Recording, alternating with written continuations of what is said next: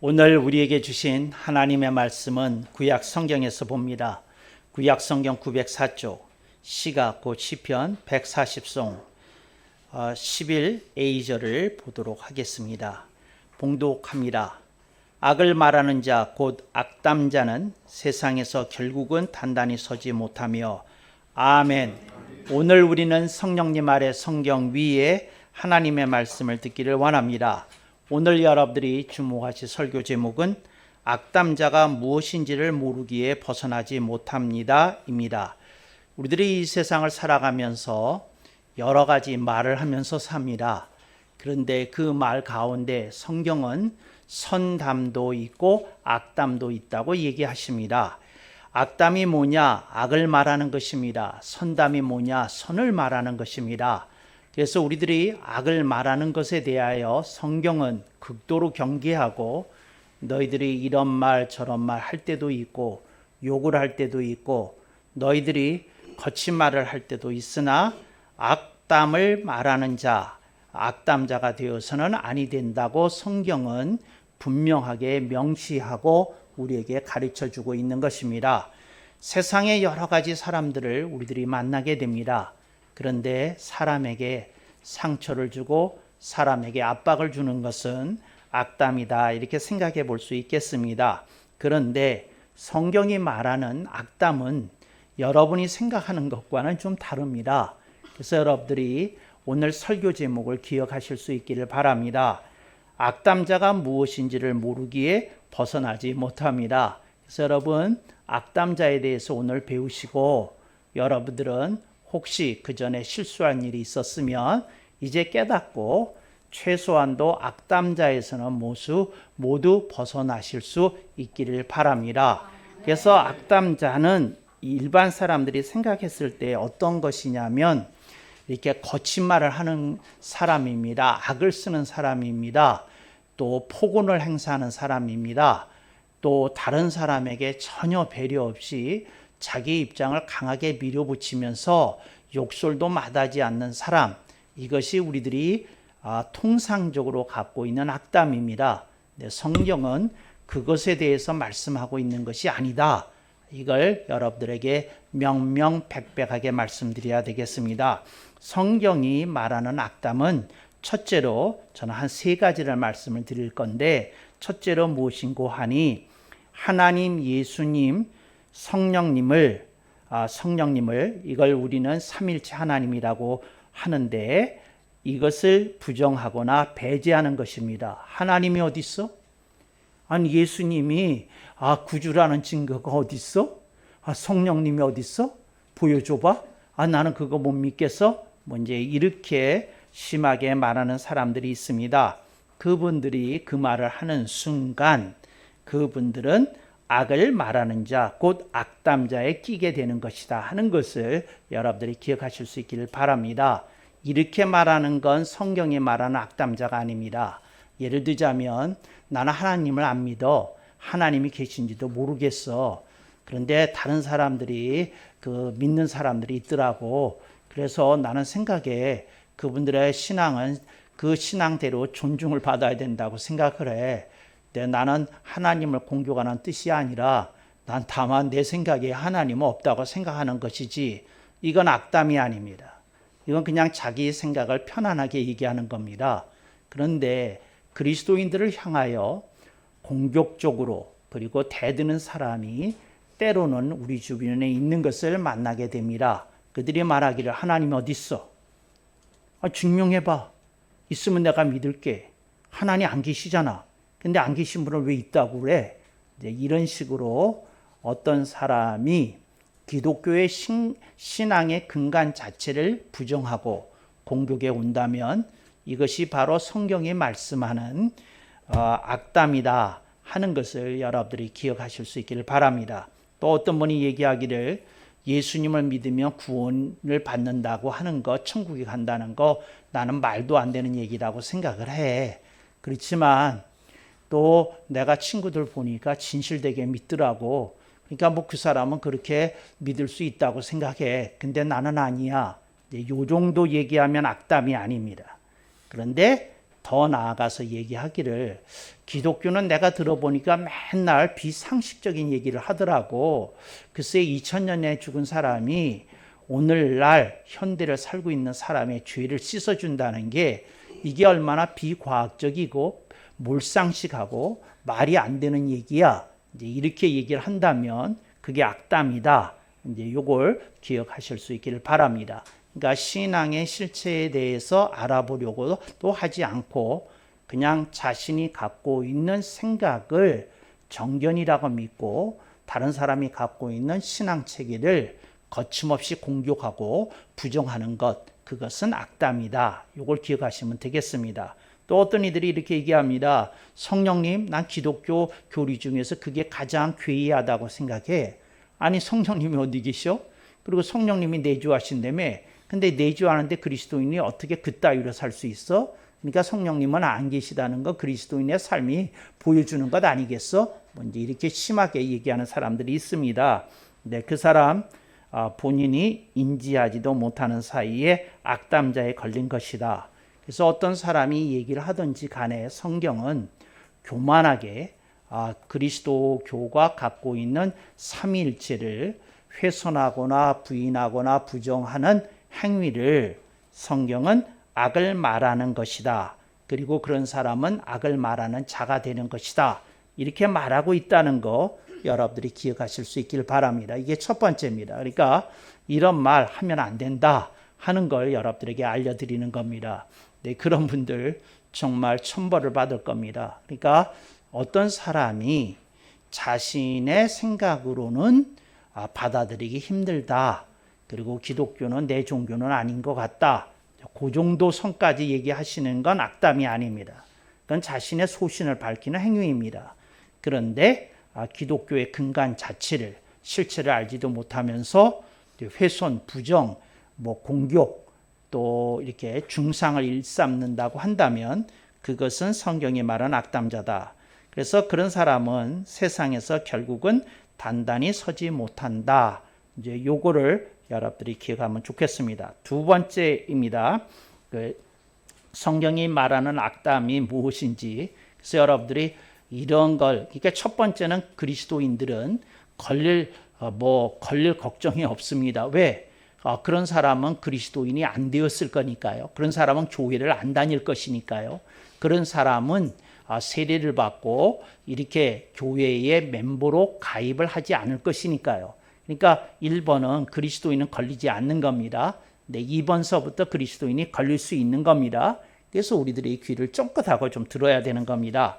두 번째는 무엇인고 하니 사필 규정을 거듭 한 번 더 얘기합니다. 사필 규정을 믿지 않고 부정하고 공격하는 것이 악담입니다. 이걸 기억하시기 바랍니다. 그러니까 뭐냐면 세상을 보니까 역사를 보니까 악인들이 승리할 때도 있다 이렇게 얘기하는 거 이게 악입니다. 그러니까 기독교가 참지 못하는 게 이겁니다. 그러니까 무슨 말인고 하니 세상을 보니까 악한 사람이 권력을 잡더라 대한민국을 봐. 그게 사실이잖아. 그러니까 그 사필 규정은 없어. 이렇게 강력하게 부인하는 게 성경이 미워하는 악입니다. 그게 무슨 말인고 하니 이렇게 얘기를 하는 겁니다. 세상에서는 그저 힘센 사람이 이기는 거야. 권력 잡은 자가 이기는 거야. 그리고 결국은 그 권력을 가진 자가 승리했다고 말하는 거야.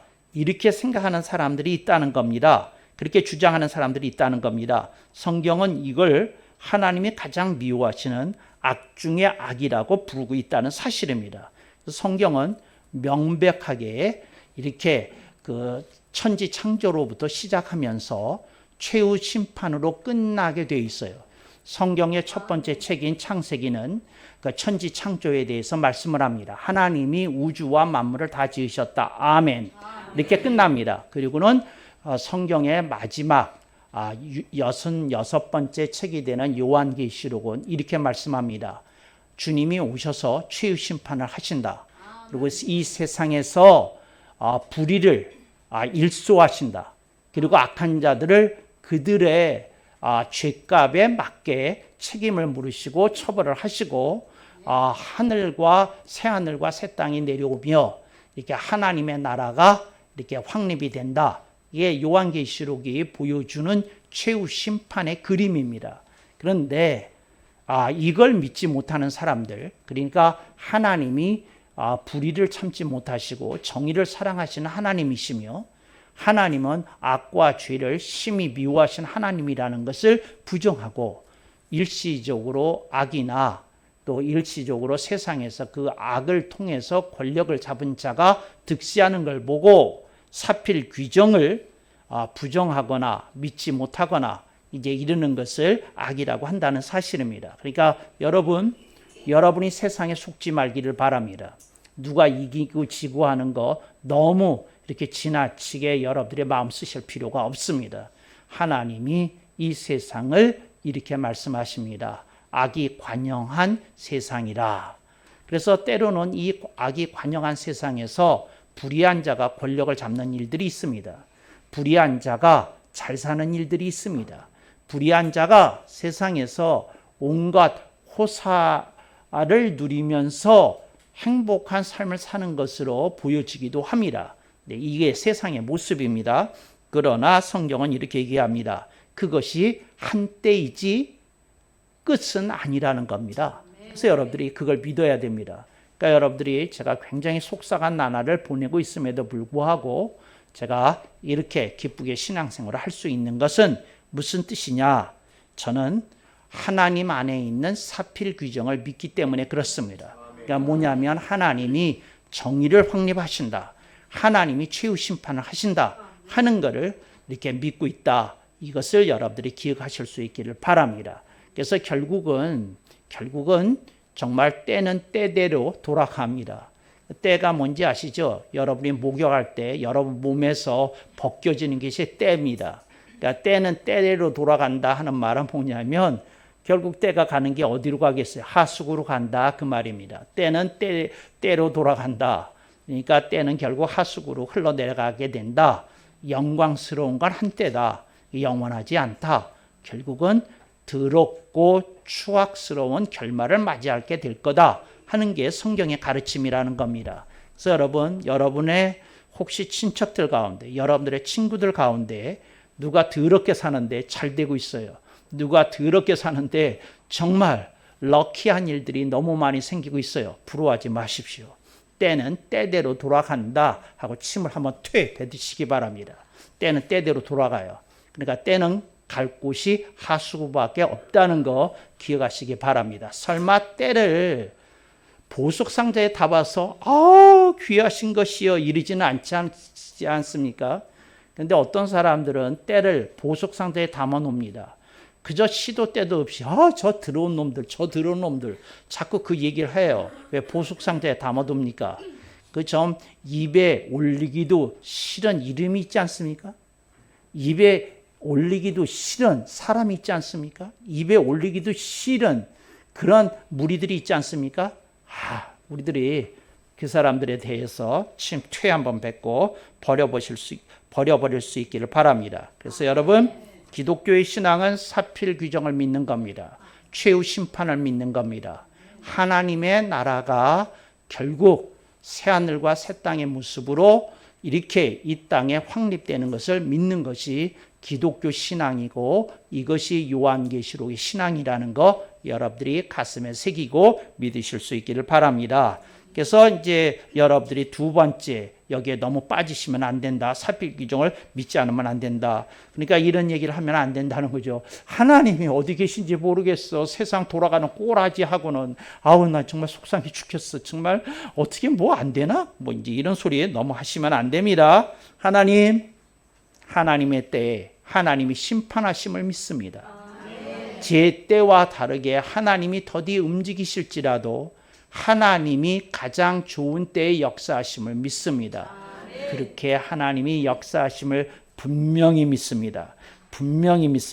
그렇게 될 줄로 믿습니다. 그 다음에 이제 여러분들에게 세 번째 말씀을 드리도록 하겠습니다. 여러분들이 피해야 될 악이 뭐냐? 참 이 세 번째도 굉장히 중요한 건데 그래서 여러분들이 이 악담자 이걸 하는 건데 그게 뭐냐면 그러니까 여러분들이 이게 굉장히 중요한 건데 여러분들이 자주 걸릴 수 있는 겁니다. 그래서 악담자에서 벗어나려면 이 세 번째를 알아야 됩니다. 그게 뭐냐면 개똥 철학을 거침없이 떠드는 것입니다. 근데 여러분들이 이걸 알아야 되겠어요. 개똥 철학이 무슨 말인지. 그게 뭐냐면 표준이 될 수 없는 철학을 개똥 철학이라고 그러는 거예요. 그러니까 누가 얘기를 해요. 그런데 그거 좋은 말씀이네. 모든 사람이 그거 이렇게 새겨야 되겠네. 그렇게 살아야 되겠네. 이건 개똥 철학이 아닙니다. 표준 철학이지. 그러니까 개똥 철학은 누가 봐도 그건 말이 안 되는 얘기인데 거침없이 떠드는 거예요.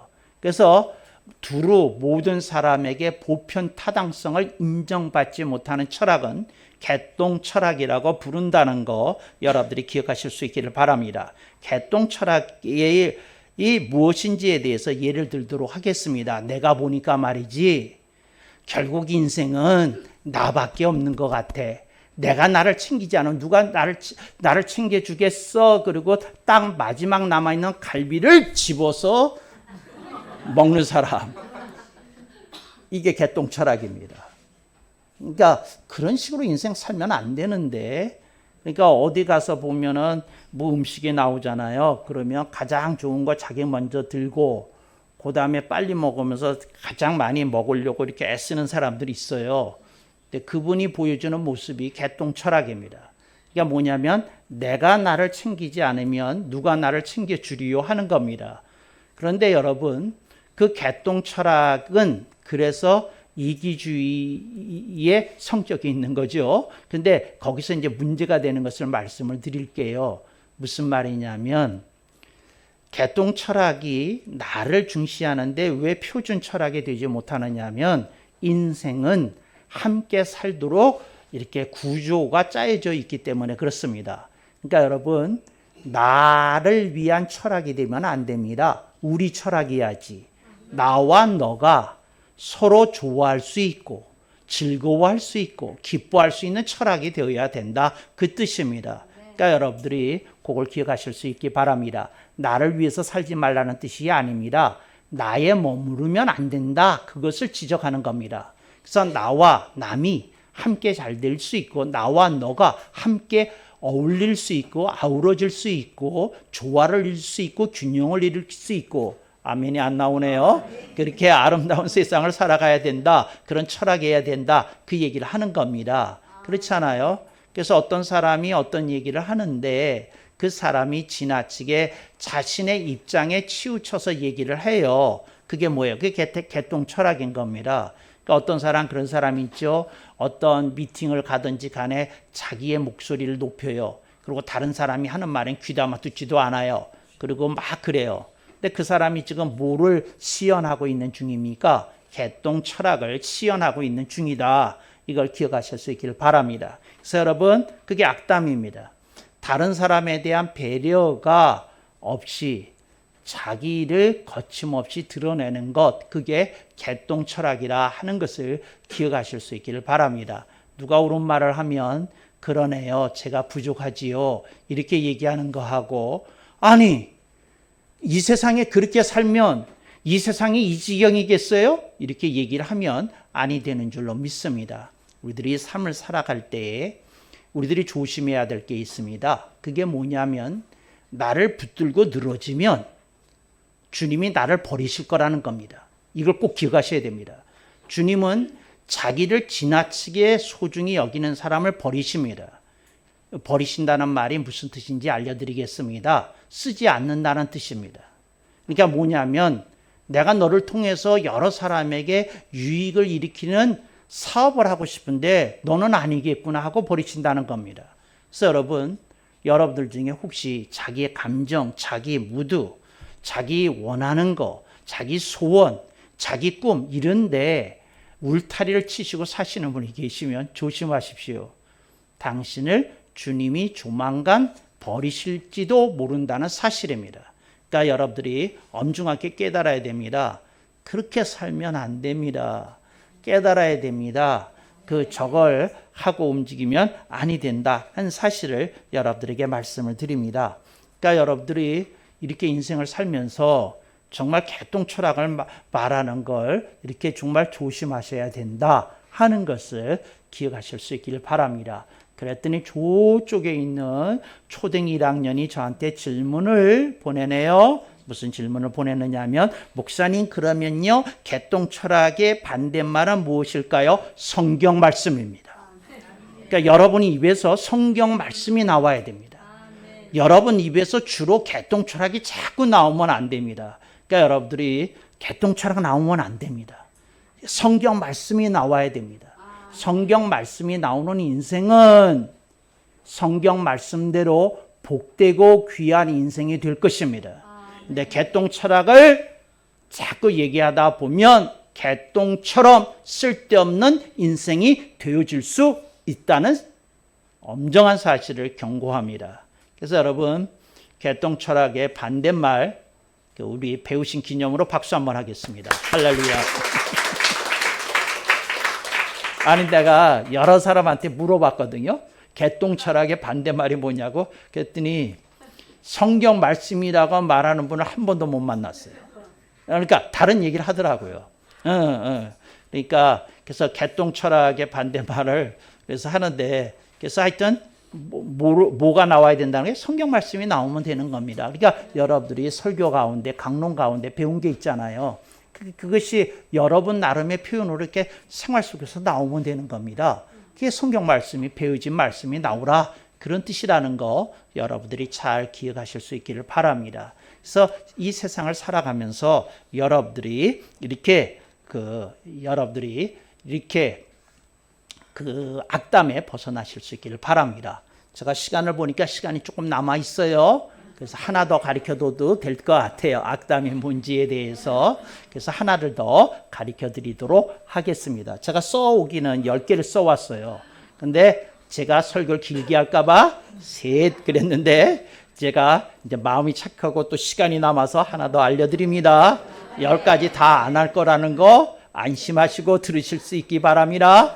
그래서 이제 네 번째가 무엇인고 하니, 네 번째가 무엇일까요?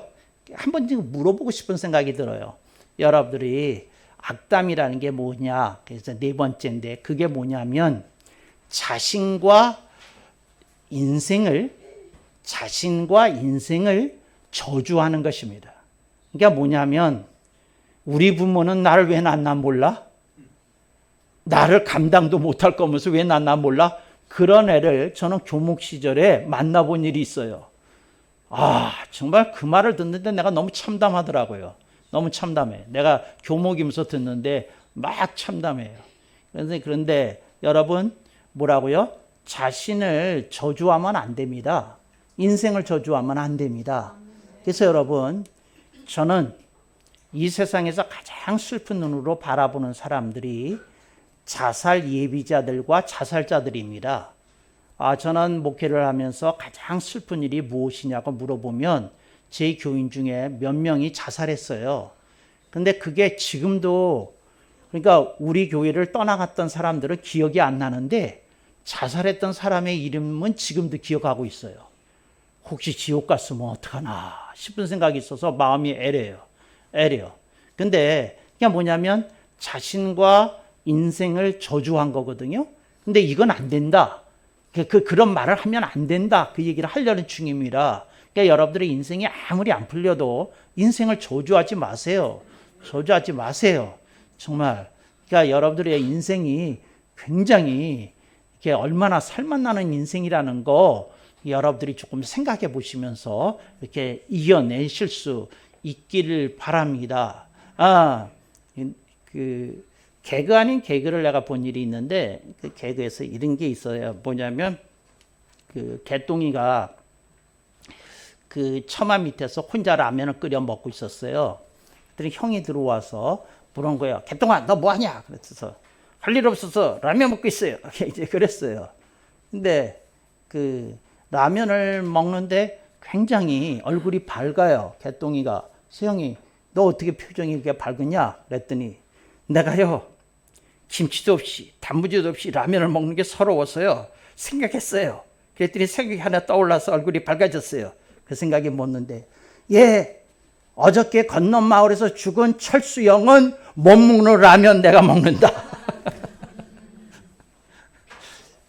그게 참 의미 있는 개그였던 것 같아요. 근데 그거 그렇잖아요.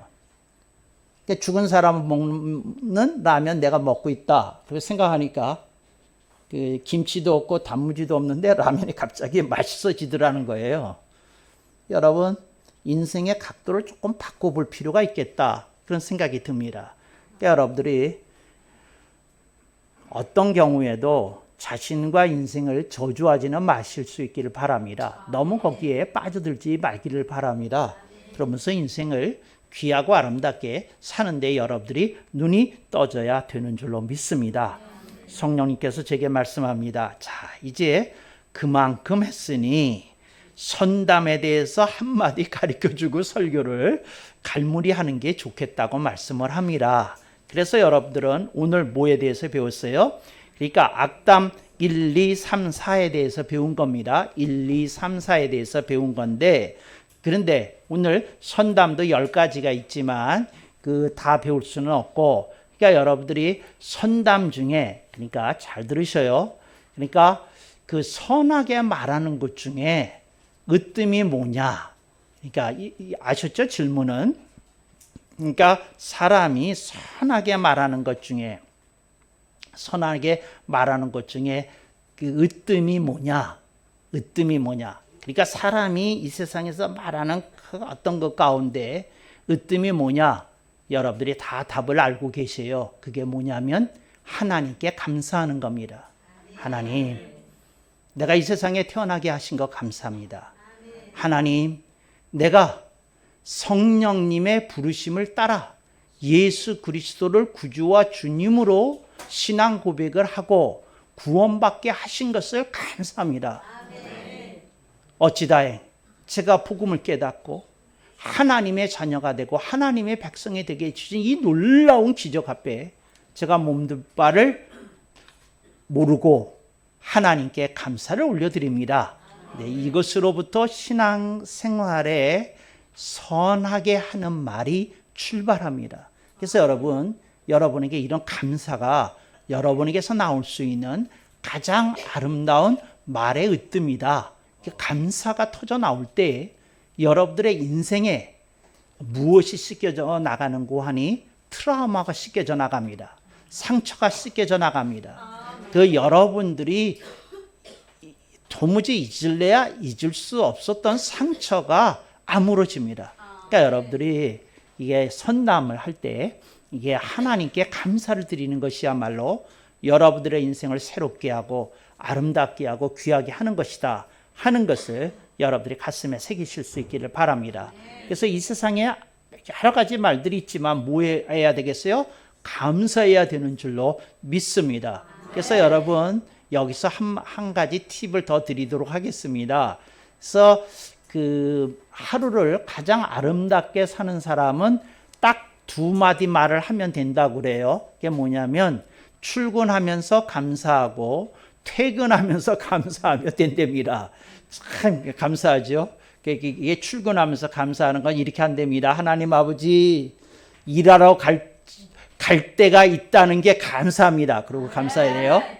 그리고 이제 퇴근할 때는 이런 됩니다. 하나님 아버지, 이 지긋지긋한 데서 벗어나게 하시니 감사합니다. 그리고 이제 이렇게 퇴근하실 수 있기를 바랍니다. 그래서 여러분들이 정말이에요. 여러분들이 출근할 때 감사 한번, 퇴근할 때 감사하면 하나님의 놀라운 역사가 있게 되는 줄로 믿습니다. 저쪽에 있는 꼬맹이가 질문을 하니까 대답을 해야겠어요. 왜 직장에서 퇴근하면서 왜 이 지긋지긋한 데서 이렇게 벗어나게 하시니 감사합니다 하는 말을 왜 하는 거예요? 제가 말씀드립니다. 모든 직장에는, 이 세상의 모든 직장에는 여러분을 애먹이는 사람이 꼭 한 명은 있습니다. 그런 직장 없는 직장 한 군데도 없습니다. 새누리교회만 빼고 한 군데도 없어요. 그러니까 어느 직장이든지 애먹이는 사람이 꼭 있어요.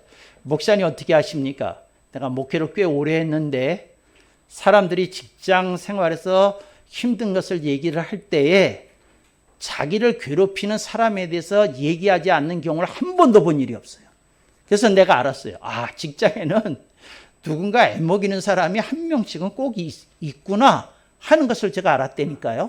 그러니까 여러분들이 퇴근하면서 딱 그 의식을 가지실 수 있기를 바랍니다.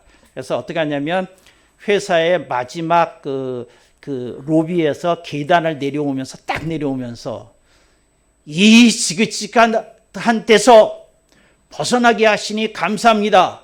그리고 살짝 살피시다가 침을 한번 뱉으시면 좋을 것 같아요. 그러면 여러분들의 삶에 새로운 에너지가 정말 충만하지 않을까 생각이 되어집니다. 마무리 한 말씀 더 드려야 될 것 같아요. 뭐냐면 하나님은 오늘 본문 말씀을 통해서 우리에게 주목하라는 게 있어요. 그게 뭐냐면 세상에서 결국